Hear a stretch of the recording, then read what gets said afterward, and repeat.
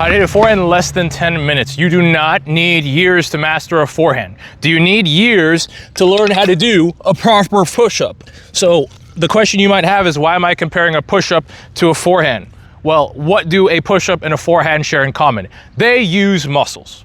The thing is, there's nothing that a pro player can do, or a college player can do, or a high-level player can do that you can't also learn how to do. They are also humans. They have the same anatomy and physiology as you do. The only difference is that you haven't learned how to do it, and they have. When you understand the correct muscle fire sequence and the actual muscles that are used in tennis strokes, then you take that information, practice it, and commit it to memory, then tennis strokes stop being mysticism. You understand how they work. You have a complete mind-to-body connection. You know exactly what muscles are involved at any given motion in the forehand. And it's going to feel like you finally can see the code in the matrix, because there won't be a single tennis stroke that you look at ever again where you don't understand what is going on anatomically. So again, when you understand the anatomy of tennis strokes, they're completely demystified. You don't need weird tips, weird tidbits, weird analogies, or weird metaphors. You don't need any of that nonsense ever again. So let's get started. First thing you need is the correct grip. Why do you have to have the correct grip? Why can't you just hit the ball holding the racket however you want? Well, we got to understand what the grip is. The grip is the static angle that you choose to grab the racket at. If the angle that you're holding the racket at is wrong, your contact angle later will be wrong. Every stroke in tennis has a unique point of contact. So my forehand point of contact is right here. If I'm hitting a one-handed backhand, the point of contact is right here. If I'm hitting a two-handed backhand, the point of contact is right here. If I'm hitting a serve, the point of contact is up here. You get the picture. Every stroke in tennis has a unique point of contact. And not only does every stroke in tennis have to have the correct point of contact, but you have to have the correct contact angle at contact. If that's wrong, the whole stroke is wrong, and having the wrong grip will mess that up. So how do you get the right grip for the forehand? Well, what we're not gonna do is use this absolutely convoluted diagram that uses 3 layers of abstraction just to explain how to hold the racket, memorizing 3 parts of the palm, enumerating the bevels, giving it a stupid name like continental, semi-western, or Eastern, like you're in geography class or something. I've been playing tennis since I was 7 years old, had thousands of dollars spent on my tennis game, worked with multiple coaches, and I've known my entire life that this is a convoluted method. A lot of the players I work with are adults who are learning tennis for the first time, and they have this informational vomit thrown at them. And it's like, a lot of people are asking, is this really how we explain tennis grip? This kind of stuff has to be crammed into people's brains, and no one understands it. Is there a much easier 5-second method for understanding what grip you have? Yes, and I'm gonna show it to you right now. How do you know whether or not you have the correct grip for the forehand? In order to have the correct grip for any stroke, all you need to do is have the tip of your middle and ring finger on the correct side of the handle. Every racket has 8 sides. 2 of them are long, 2 of them are medium, and 4 of them are short. For the forehand, you want the tip of your middle and ring finger to be on a short side, where the next open side is a medium side. You know a side is a medium side when it's aligned with the edge of the racket. So you want to make sure the tip of your middle and ring finger is not on a short side followed by a long side. The long sides are lined up with the face of the racket. So you want the tip of your middle and ring finger to be on a short side followed by an open medium side, then grab. This is what people would traditionally call semi-western, but again, notice how I'm not having you look at 3 different parts of the palm, and notice how we're not enumerating the handle, and notice how we're not giving it a weird name like semi-western. All you need to do is have the tip of your middle and ring finger on a short side followed by a medium side. Done. Put the left hand on the neck of the racket. Now we're in ready position. The racket should be horizontal like this. Your stance should be wide. The feet should be about 1.5 times the shoulder width, and you should have a slight isometric squat. Notice how our ready position isn't this knight sword vertical ready position. This is completely wrong. There's 5 ready positions in tennis because you have different grips for different strokes. So we have the topspin forehand ready position, two-handed backhand ready position, one-handed backhand ready position, slice and volley ready position, and serve ready position. This knight sword ready position doesn't give you a proper grip for any stroke in tennis, and from here you have to like strangle your racket to get the right grip. The proper forehand ready position is horizontal like this. This is why you see so many pros, their ready position looks like this, because they're ready to hit a forehand, okay? But you don't need to get that wide. Now from ready position, what we're gonna do, we're gonna stay in open stance, which is when the left foot's on the left and the right foot's on the right. We are not going to step in, that's completely wrong, and I'll explain why soon. What we're gonna do is we're gonna turn to the right and push the arm. We're not looping the arm, you turn the body to the right and you just push the arm. All the arm is doing is pushing, not looping, not swinging backwards. Push, push, push. That's all you do. It's a firm push.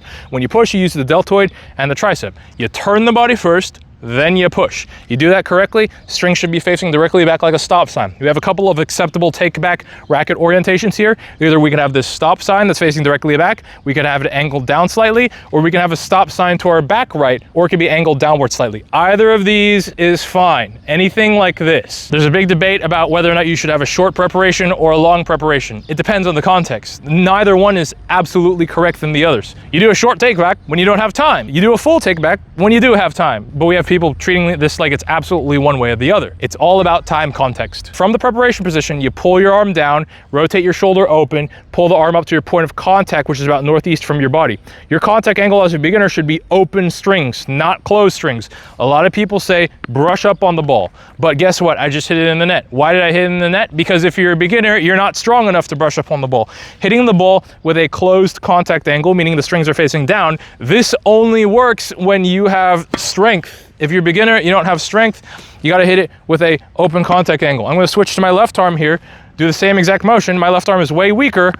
I can't even not hit it on my own side of the court with my left arm because my left arm isn't strong enough. So again, we're assuming you're a beginner, you don't have the strength yet. If I'm hitting a forehand with my left arm, I have to hit it with an open contact angle. So if you know you're strong and closed contact angle is working, I have no objections to you hitting the ball with a closed contact angle. But if you know you're a beginner and you don't have that strength yet or that motor neuron recruitment, you got to hit it with an open contact angle. Now from here, at the point of contact, we're going to do two things to go into our follow through. We're going to bend the wrist forward. We're going to turn the entire forearm into the ball. So we're bending and turning, okay? This turning motion puts top spin on the ball. If I throw a ball and turn my forearm forwards, then I'm putting topspin on the ball. Then from here, what we're gonna do is continue pulling the arm up, which uses the front right deltoid, and we're gonna close the chest and fold the elbow, okay? Folding the elbow uses the bicep. It doesn't matter what axis you fold your bicep in. If you're folding your elbow at all, you're always using the bicep. So our follow through uses our chest and bicep. There's 3 locations that you can follow through.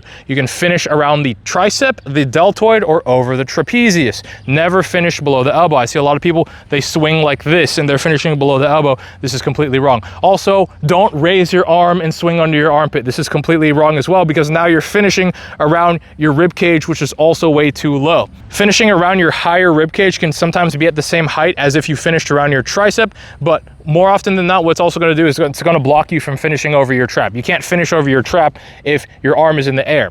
The higher you finish, the higher you can hit the ball. So if you're raising your arm like this, you can't send the ball high. Make sure this left arm is down. Taller players will finish lower, but again, never below the elbow, and shorter players will finish higher because they need to send the ball higher. They're going to finish over the trapezius more.